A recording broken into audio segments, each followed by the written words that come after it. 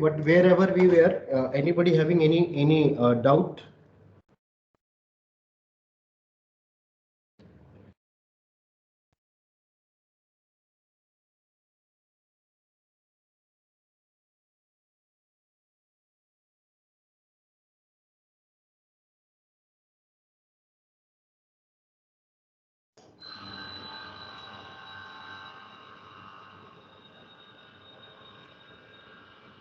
So eta can take a value plus or minus 1.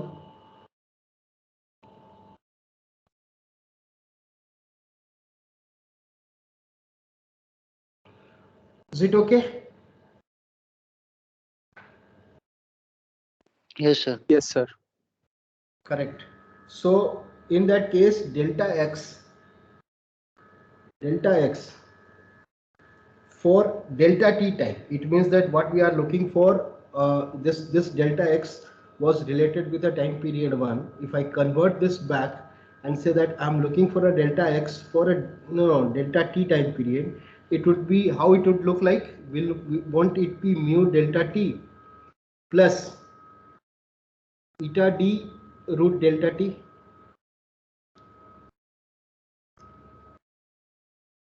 Yes, sir. Yes, sir. Correct. So now the final expression. If I try to say this one, let's say that if I try to say that I will try to get the value of delta fx, right, where I'm trying to find it out, the difference that x was at delta t and when x was, sorry,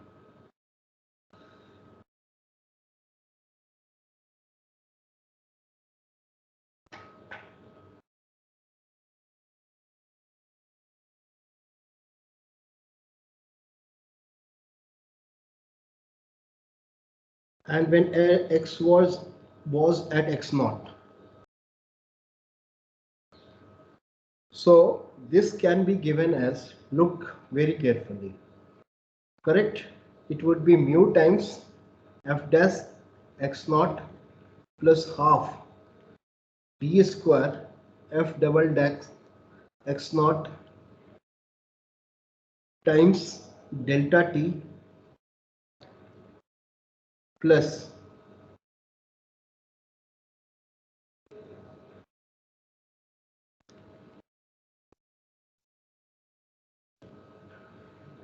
and plus higher order term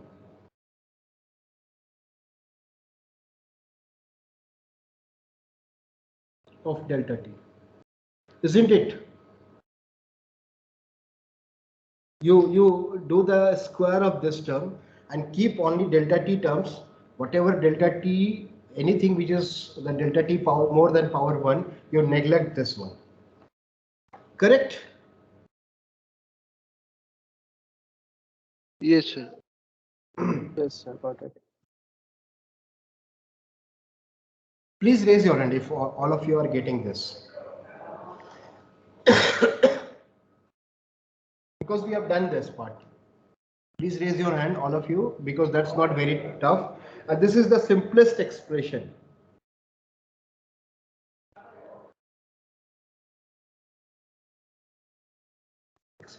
Because I mean, what we have done is that we try to say that, okay, if we have any stochastic function using the ATO lemma, we are trying to find it out, what we would have got using the Taylor series expansion.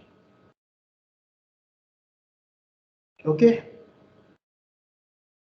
So now we move on to the next part and say that how we apply this one in the finance. So we have said that our return, we have already talked about, is that whatever was the asset value in the time period I plus 1 minus what was the value at the ith period divided by SI, and that would has a mean plus standard deviation into phi. This phi is nothing but the standard normal distribution.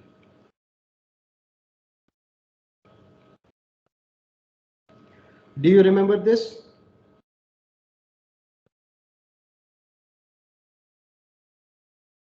Do you remember this or not? Yes.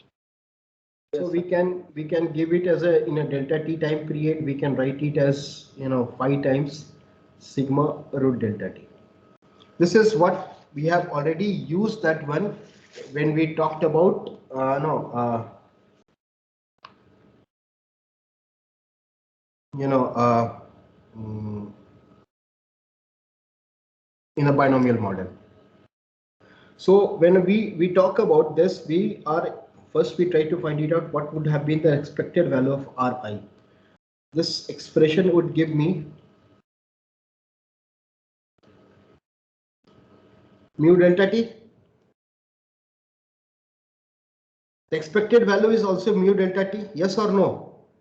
Forget yes, about sir. this. Try to see this part. Correct? So we can give Si plus 1 is nothing but Si times 1 plus mu delta t. Correct? Yes or no? Yes, sir. Similarly, correct. If I have to go using this one, I could have written S1 is equal to S0 times 1 plus mu delta t.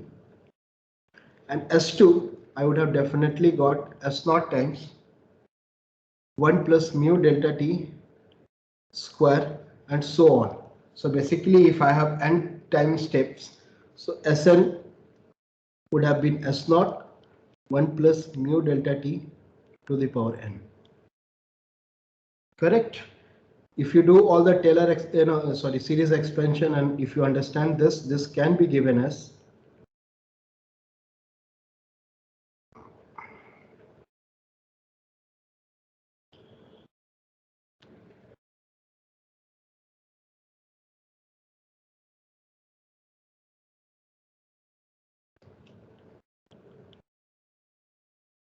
t if delta t tending towards 0. This is not very tough thing which I am talking about. So from here we can simply write this one S naught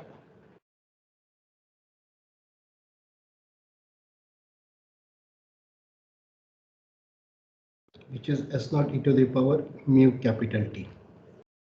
So n times delta t, if I take it as a I mean all capital from time period I have divided into n, so this can be written as. These two are the different expressions. So I have there is no division. Are you getting my point?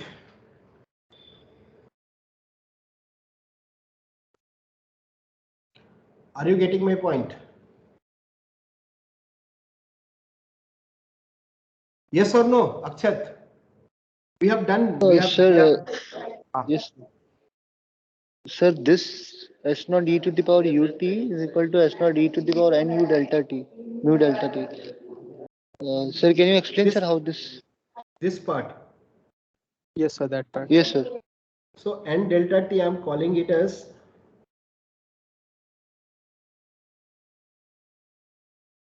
n delta t. I'm calling it as t. Because what I have Okay, said okay, that yes. we have a time period 0 to t, which I am dividing into n periods, and each period has have a length of delta t. Yes, sir, yes, sir. Yes. Okay, sir. Right. So now we move on to the next part, and this is called from the discrete to continuous.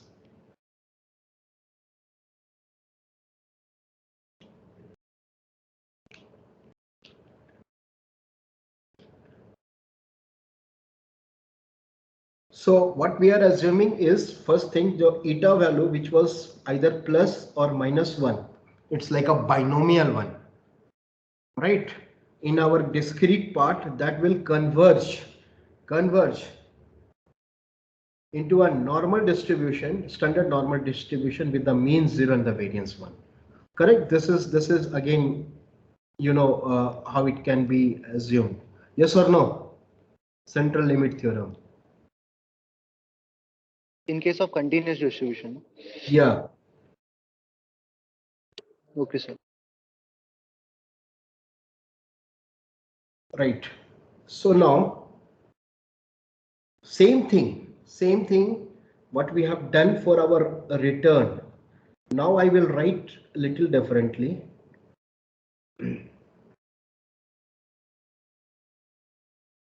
Instead of eta, I will now write phi.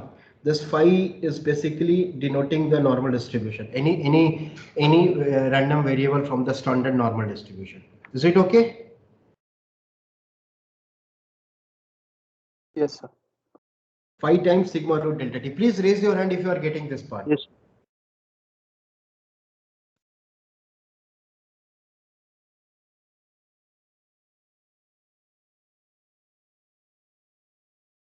So now I'll do little bit of abuse of notation, and I'll simply say that the above part is delta s, and the numerator and denominator is s. So you can just understand that we are moving from one time period to the next time period, depending upon the time period is delta t. So we have moved from I to I plus 1, the time interval length is delta t. So instead of writing all I and all those things, I am simply writing is delta s by s. Can be given as mu delta t plus phi times sigma root delta t.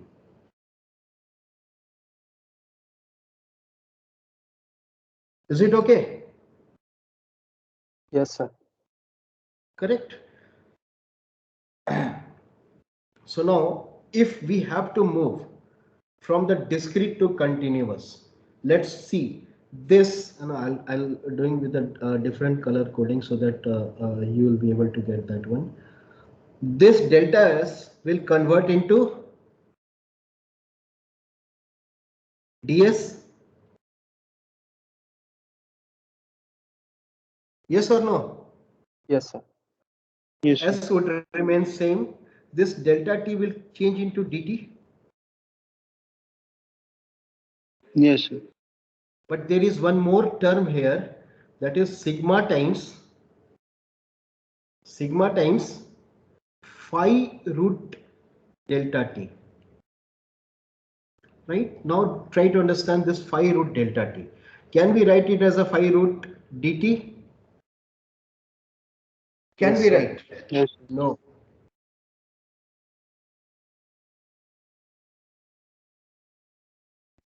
Why no?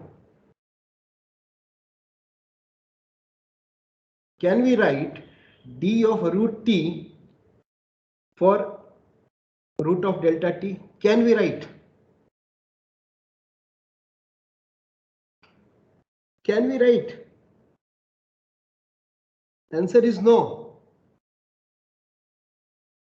This is a different function, because if you are doing the square of that, there would be more terms which would coming into that picture. Yes or no? Yes, sir. Yes, sir. Right. So there is something called VNR who put that one into the picture. I'm not going into the detail, but rather what we are trying to say that the limiting value of phi root delta t is nothing but dw, and this w has come from the VNR process. What exactly it means that expected value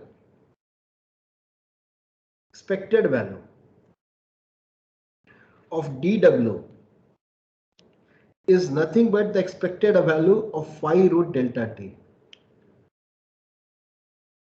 and that is 0, because the expected value of phi is 0, and the variance of dw is nothing but variance of phi root delta t, which is equal to dt.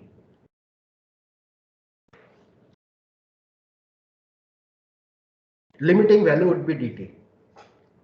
Are you getting my point?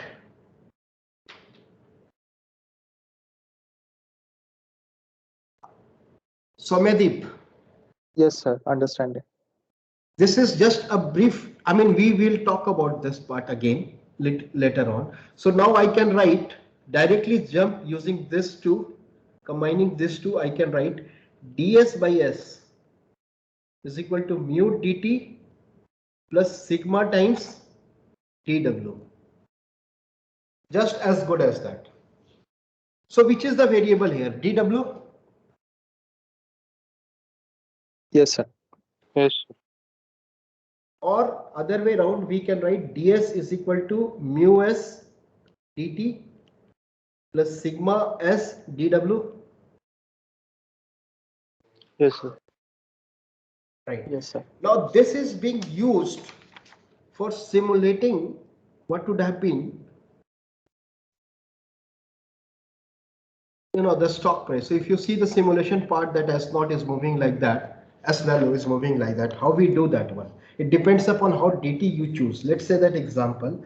So let's say that we have a current S naught value, is equal to 100. Correct? Per time period, this time period could be a month or year depending upon how you are collected the data.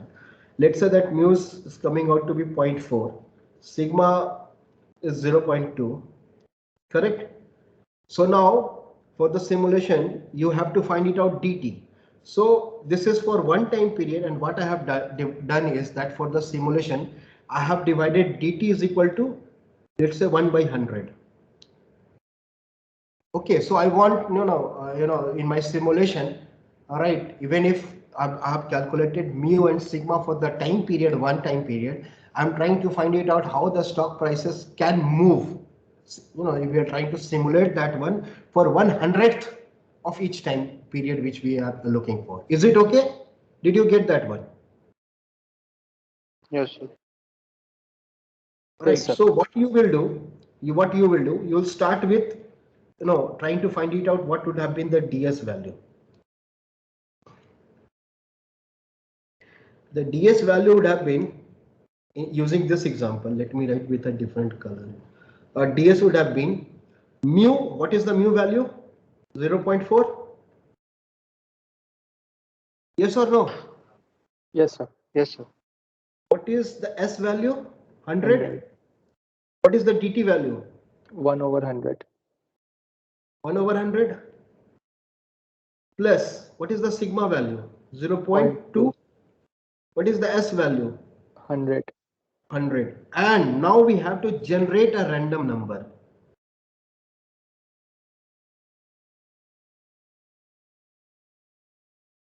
We have to generate a random number. Correct? So the variance of dW is dt. So we have to generate a standard normal, random number with the mean 0 and the standard deviation 1 by root 100. So this would be the mu and this would be the sigma. So now, depending upon your simulator, how you are generating a random number. Suppose it has generated a random number 0.5, which is very highly unlikely.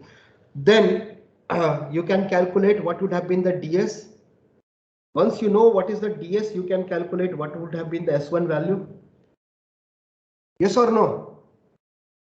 Yes, sir. Yes, sir. Are you getting how you can do the simulation using this expression? Yes, sir. All of you, please raise your hand. I mean, because already I have taken dt is equal to 1 by 100. You can put all more, smaller value, and you can keep on doing it. Right? So for simulation perspective, try to understand dW will have a mean 0 and a standard deviation, which will be 1 upon, root upon dt, the delta t time period which you have taken for the simulation. So if you have understood this part, can we move ahead? Because we are now at the verge of explaining our things. Can we move ahead? Sure, sir. All of you raise your hand if you think I can move ahead.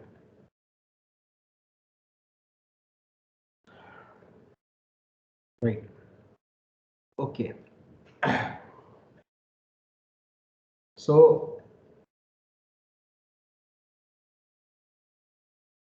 the first thing we will note it down is ds, which we have already know, that can be given as mu s dt plus sigma s dw. Although s I have written, but this s would be s1, s2, s3, or as a function of time t. But this is to make it a very simple look like, because we know that s is a function of time period, so we have neglected that one. Suppose I have a function, sorry, suppose I have a function v of s comma t, right, where s is itself is a function of time. Correct. What can I write about dv? What can I write about the dv?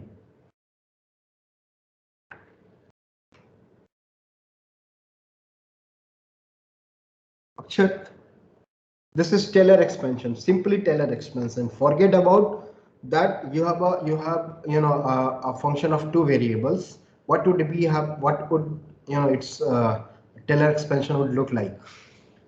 Soumyadeep, Abhay. If you don't remember, let me know. I will just write so that you can recap.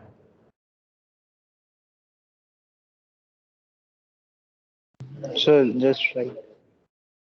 It will be del v by del s into ds plus del v by del t into dt. Sorry. Oh, yes, sir, yes, sir. Yes, sir. Yes or no? Yes, sir. Yes, sir, yes, sir. Plus, now tell me.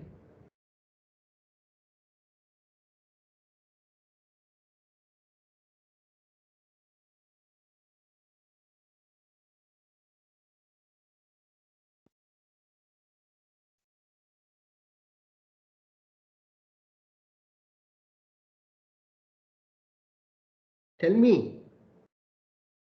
Dou s dou t DS, DAT.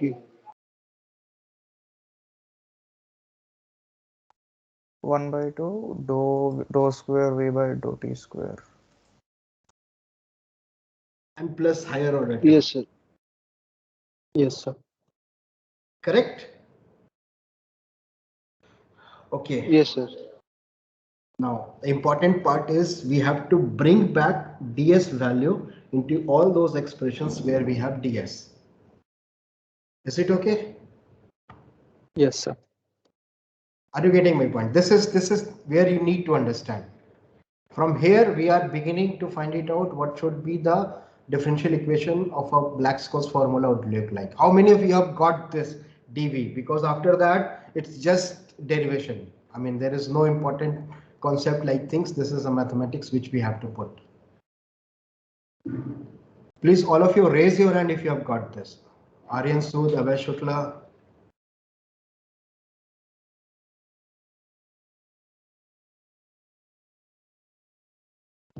Right. So now what? I'm again changing the color so that you can remember that. What I will do, I will neglect any higher order term.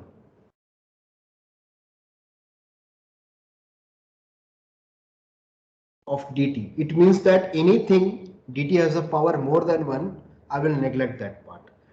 And putting the value of ds into this expression, look into that one. I can write dv as you have the first thing you have to do is you have to put del v by del s instead of ds.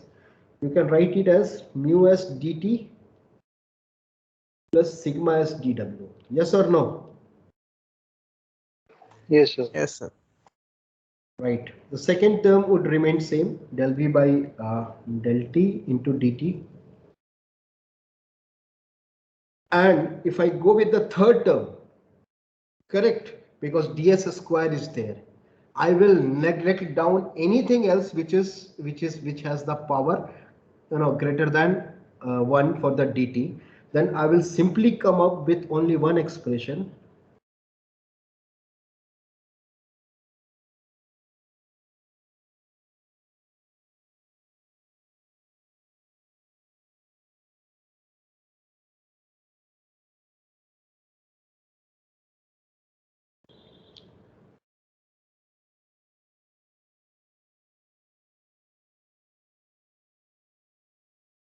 Yes or no? Yes, sir. Understood. Yes or no? Yes, sir. Yes, sir. Right. Rearranging this one and writing this as dt. This part. we can write final expression would look like this.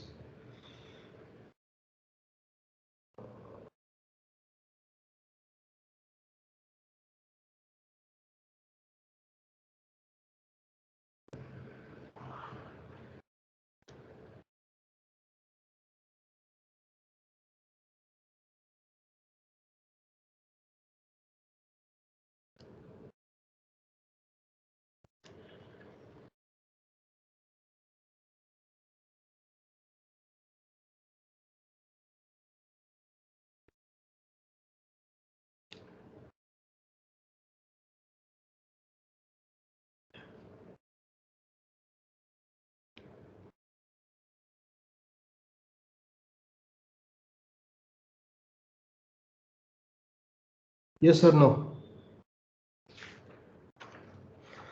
Yes, sir.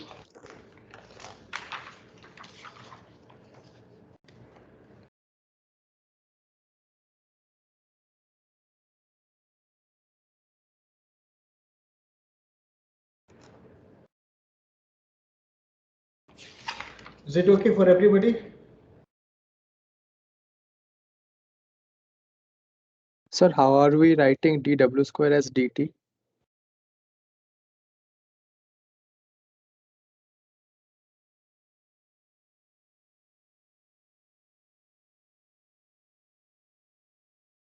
Yeah, because we have said this part here. Right, the variance of this is equal to dt. Basically, I'm trying to find it out. If I write here, this square, expected value of d square would have been the dt value. Yes, understood, sir. Thank you. From because that's the only random part. Yes, sir.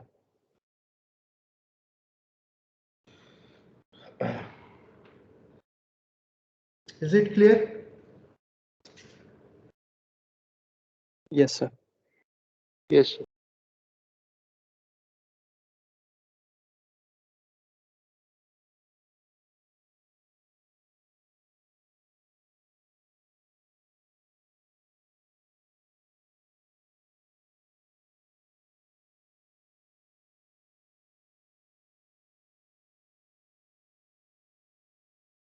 Now, please look into that one because I just want to stop it here, and because now we have almost done. We will go and talk about the call option and try to find it out how it should look like.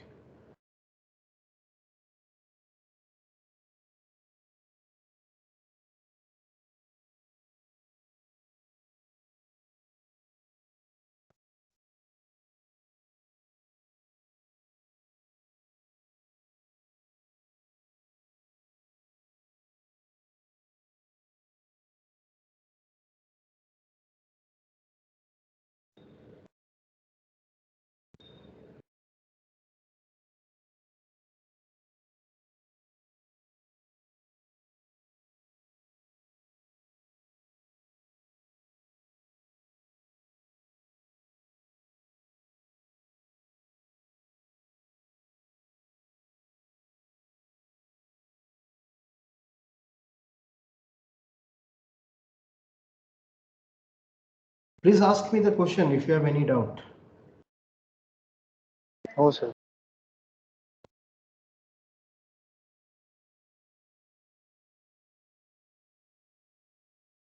All of you, please raise your hand if you have got this.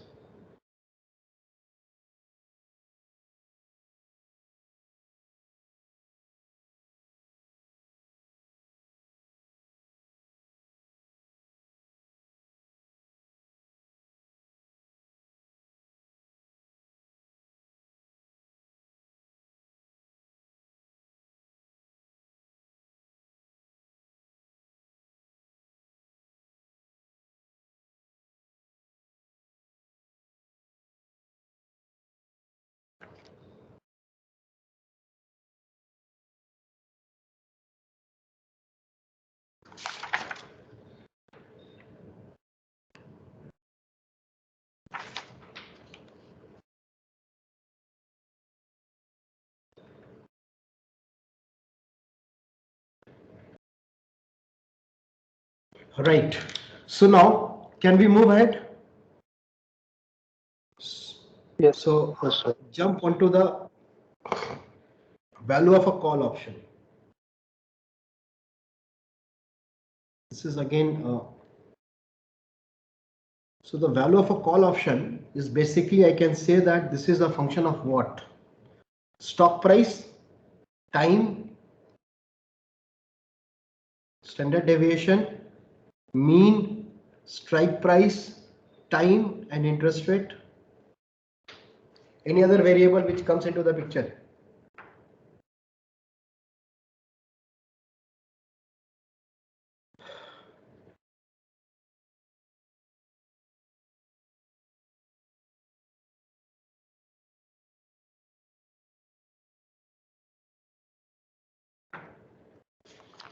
Anything which is coming into the picture, any other variable which is coming into the picture?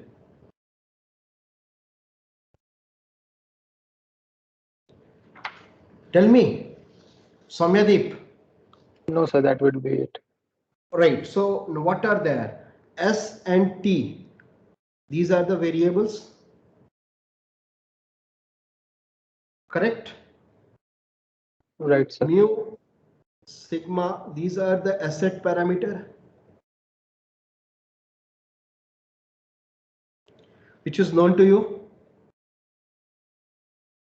K and T is basically contract terms, or the contract part, and R is the market govern or the market driven, market interest rate.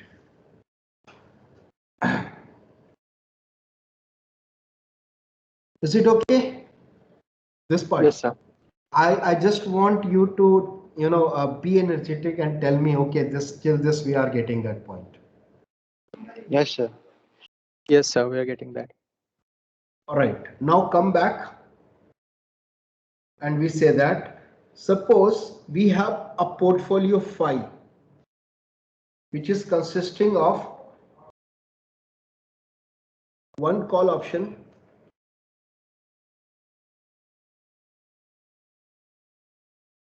and n number of stocks. You can always ask why I'm doing this part. So my value of my portfolio would be look like V of S comma T plus N times S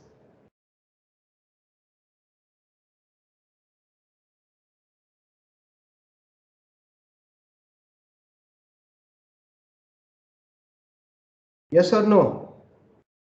Right, sir.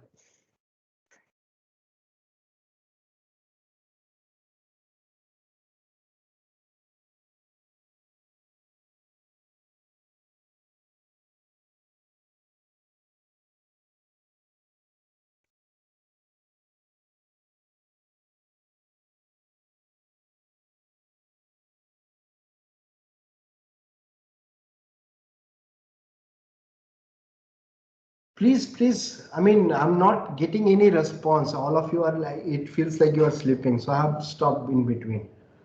Are you okay with what I have written? Yes, sir. Yes, sir. Yes, sir.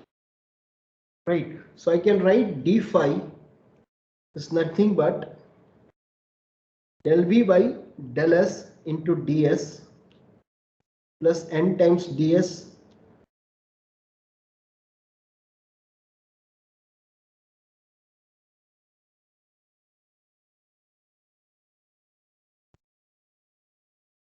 Yes, sir. now tell me, please let me find it out, and let me write this part also. D phi, how we can say that, what would be the value of d phi then? So from previous equations, we can say like what we have calculated that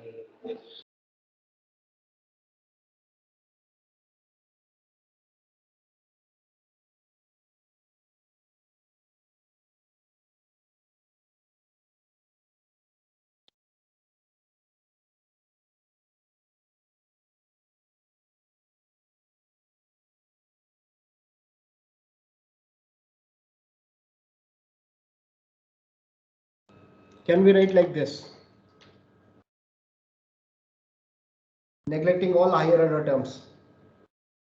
Yes, sir. Can we write like this? All of you, please raise your hand if you believe I can write like this.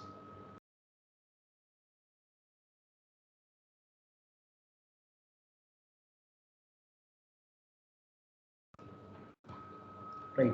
So we know everything except n. Yes or no? I just changed the color. So we know everything except n. Correct? We have deterministic T and a stochastic or random S. Yes or no? Give me 10 minutes, I will Yes. be finishing it. We have already reached that one. Correct.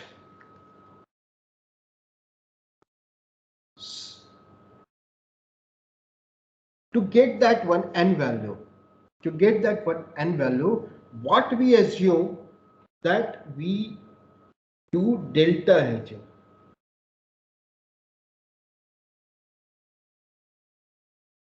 Continuously.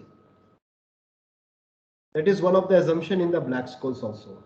To get the value of n, what we assume is that we are going to do delta hedging continuously. So once we do the delta hedging continuously, if I do the partial derivation of phi, right, with respect to s itself, I can write del v by del s, right, minus n times ds should be equal to 0. Yes or no? Try to see from this part. We are assuming t to be constant in that part because that's what we have done for the delta hedging. Then we are doing the partial derivative of v with respect to s and n, and we can simply say that this is equal to 0. I mean, this would be like this, equal Yes, to sir. 0. Yes or no? Yes, sir. Yes, sir. All right. So n can be given as minus del v by del s. Correct? Right, sir. And I'll put this n value here, and I say that now d phi, my d phi value would become del v by del t into dt plus del v by del s into ds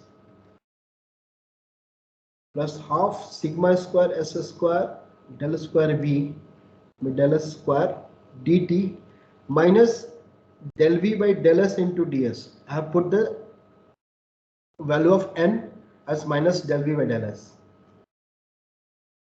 Is it okay? Yes, sir. So this Yes, sir. part and this part will cancel out each other? Yes, sir. Will not. Yes, sir. So d Yes. phi is going to be del v by del t into dt plus half sigma square s square del square v into dt. Right? Right, sir.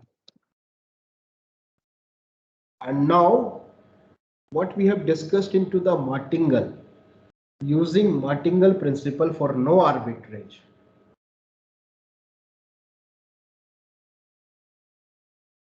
We can say that d phi should be equal to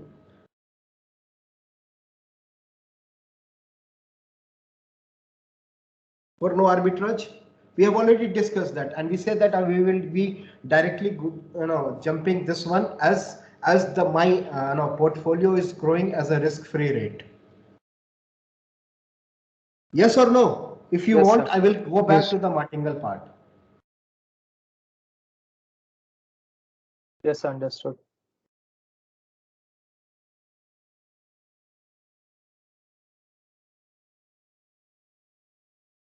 If you remember here, this is just as pi r dt.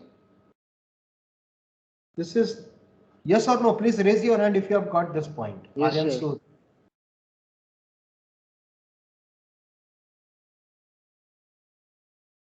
I'll just jump into this and I can write d phi is equal to this much. Right? So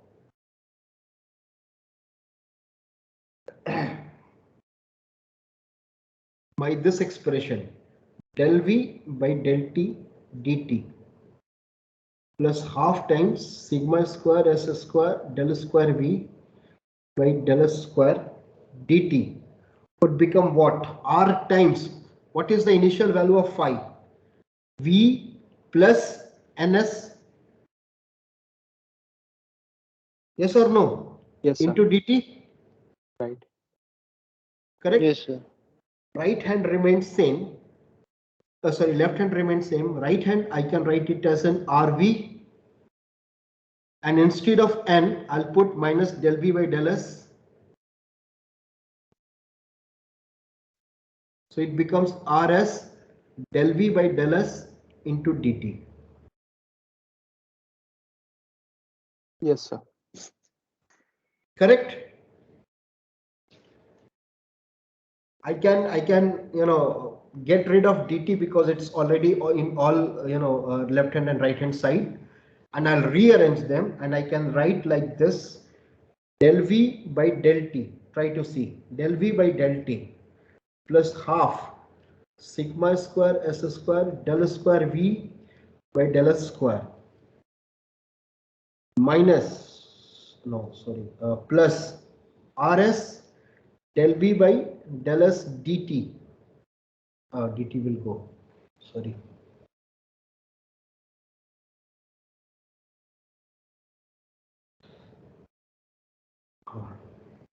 minus RV will be equal to 0. Just look into that one. We have almost done.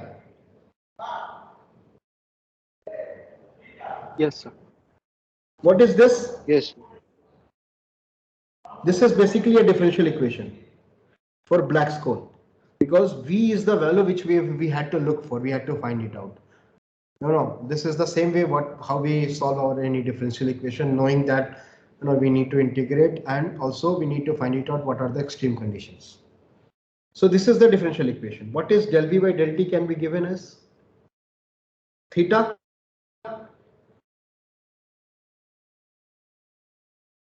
Theta of an option? Call option? Yes, sir. Correct. What del square B by del S Gamma. square looks like? So will it be gamma? What is this part? RS Delta. is equal to RV. This is the famous differential equation for the Black's cause.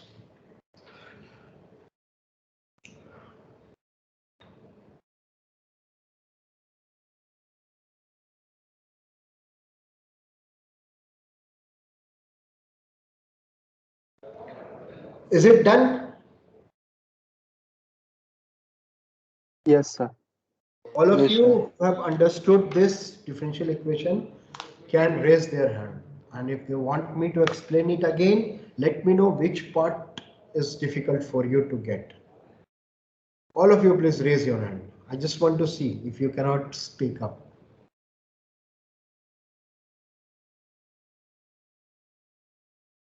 Great.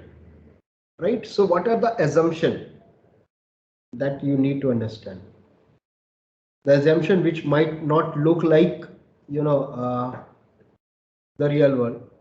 First part is you can see that the delta hedging is done continuously. And using the martingale properties, what we have done is we have assumed that there is no arbitrage condition at any point of time. Right? There is no transaction and other cost. Correct? We have also assumed there is no dividend, but we can simply put that one into the dividend part as S value would decrease, so that's not difficult. But this expression especially assume that there is no dividend, but this can be modified to accommodate dividend. And fourth, risk-free interest rate is constant for a given time period. So the risk-free interest rate is known. And it's not very volatile. Right? One more thing is log normal, random walk. You know all those things. So these are the basic assumption. All of you have understood? Yes, sir. Yes, Sir, sir. we had got this equation, but now what, sir? Like, what is the benefit? There are two things, right? There are two things. First part is, okay, let's do one exercise. So, Anna, I'll give all the values and I'll just show you because we have less time. Suppose we have currently, let's say an example. We have currently S0 value is 43.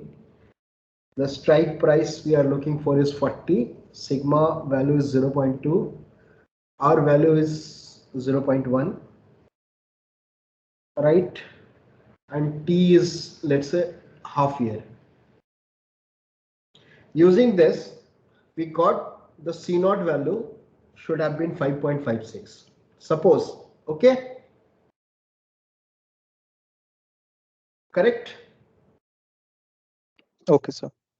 I mean, you can do it later on and get all those values. So the delta of the call option, we try to find it out. It gives you 0.825. Gamma of a call option is something 0.143. And the theta value of this call option, you get it as minus 6.127. Correct? Right.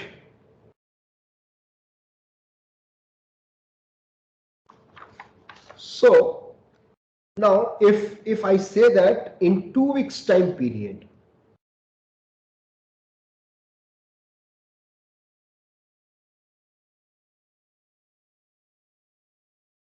right, S not S value, sorry, it should not be S not. S value has increased to 44.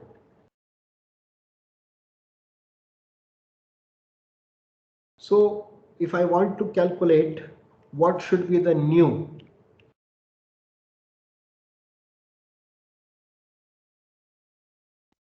option price, we can use this part to get that one. Right? So we can say directly delta C should have been delta of a call option into DS plus theta of a call option into D. No, instead of writing delta S, delta T plus half times gamma of a call option and delta S square. Do you agree? Look at this term.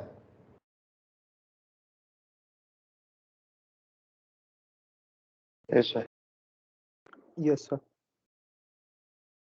So you put that value and you can calculate what should have been the value change in the call option price, and that add that one whether it is positive or negative. But what we are trying to do, we are not only looking from one perspective that the stock option has or the asset price has changed, but also how the time period has moved. So the delta T, because we are looking 1 year, so we can give it as a, if it is 2 weeks, 2 by 52, we can take it as a delta T. So this is the first question I have answered. Now second question, Akshat, is that you need to solve. What you need to get is that using this expression, you need to find the value of V. Right? Yes, sir. Correct? You need to solve this expression to get that.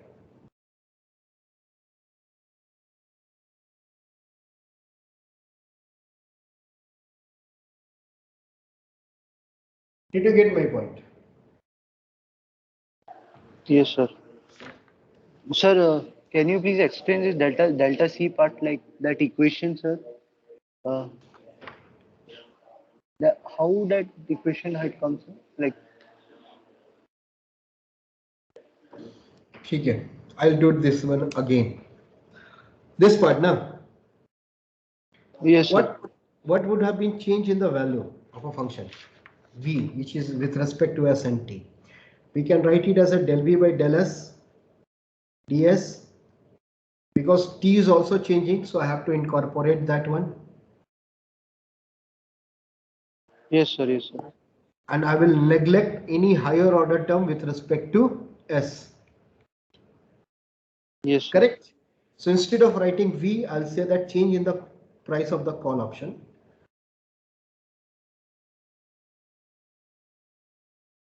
Okay, I'll write the same, this instead of C, it will be V, it will be C.